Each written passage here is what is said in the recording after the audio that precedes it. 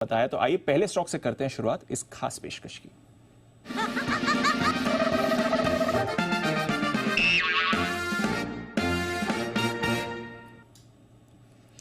अप्रैल फूल या पैसा वसूल, ये है एक खास पेशकश जहां पर स्टॉक्स हैं, जहां पर रिटर्न्स या तो बेमिसाल रहे हैं, भरपूर पैसा बनाया उन्होंने आपके लिए, या फिर अप्रैल फूल बनाए। कुशल पहला स्टॉक लेकर तैयार है। कुशल बताइए कौन सा स्टॉक लेकर आए हैं और इसने क्या किया है निवेशकों के लिए।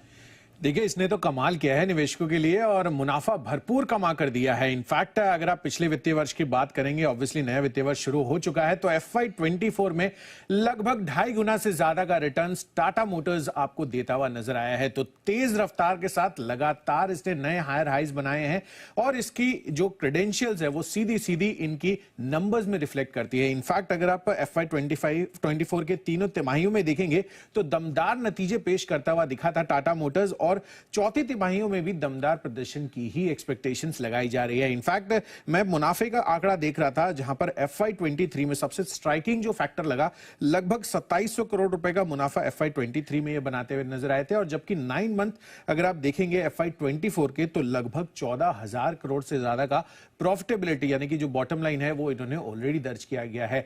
Already firing on all cylinders, खासकर इनका JLR का जो प्रदर्शन रहा है वो काफी बढ़िया है। और खासकर भारत में जिस तरह से ईवी पेनिट्रेशन इन्होंने किया है, जो सबसे बड़ा मार्केट शेयर ये होल्ड करते हुए नजर आते हैं।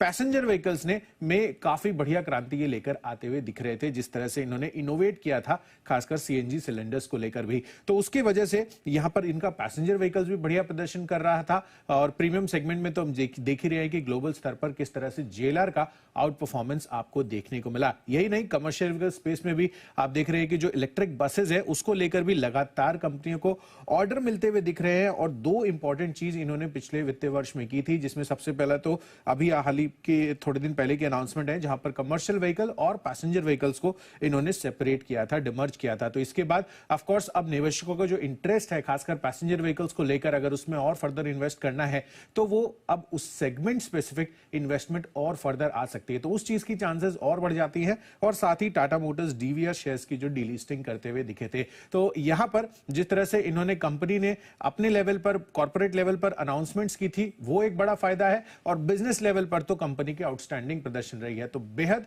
पैसा वसूल स्टॉक टाटा मोटर्स। बिल्कुल पैसा वसूल रहा है, मुनाफा भरपूर कमाया, ट्रू वेल्थ क्रिएटर है। पिछले साल का अनिल जी का स्टॉक ऑफ द ईयर भी था, डबल से ज्यादा रिटर्न्स दिए, वापस 1000 के ऊपर है। 13 मार्च के बाद पहली बार इस लेवल पर देख रहे हैं और अपने रिकॉर्ड हाई से सिर्फ 50-60 पॉइंट दूर आपको इस समय टाटा मोटर्स दिख रहा है। तो दमदार वेल्थ क्रिएटर स्टॉक का आपके लिए रहा है। और सेठी साहब, अभी आप वेल्थ क्रिएशन स्टॉक्स की बात कर ही रहे थे, टाटा मोटर्स बिल्कुल ऐसा ही रहा है।